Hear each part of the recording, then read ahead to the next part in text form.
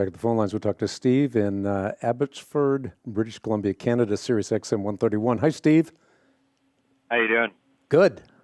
How are you? Not too bad. So I got a question for you that's a little off the beaten path, but it's been kind of eating at me. Okay.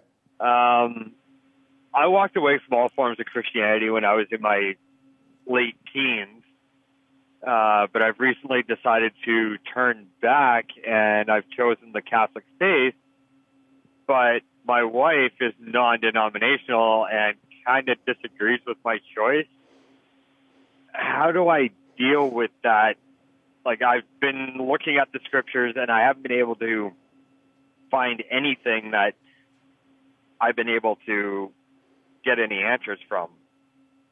Yeah, this is a very, very difficult situation because it involves interpersonal relationships, and the most significant of your relationships from a human level is your wife. The two cleave to one another and they become one flesh. And this is one of those things that I think you need to be gentle with, something that you need to be patient with. And you should be able to give a good reason why you want to go from one church to another church. In other words, this is something that needs to be discussed, and there should be dialogue here, but there shouldn't be acrimony. There shouldn't become contentious. I mean, this is something that if you fully understand the issues involved, then you have a point of dialogue. But oftentimes these dialogues are based on misinformation.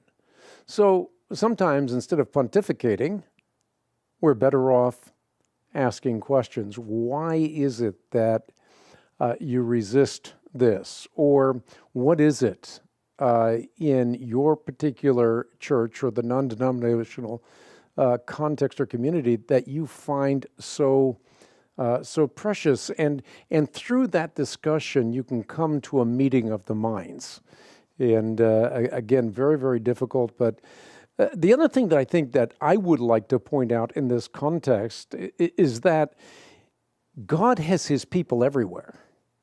God has his people in evangelical Protestant contexts. He has his people in Catholic contexts. He has his people in Orthodox contexts. As I've traveled the world, if there's one thing I have learned, it is that God has his people everywhere. So again, in dealing with this, I mean, it's a matter of patience and discussion, and hopefully you can come to a mutual understanding, because I think it's important that you're not divided in worship, particularly in the family.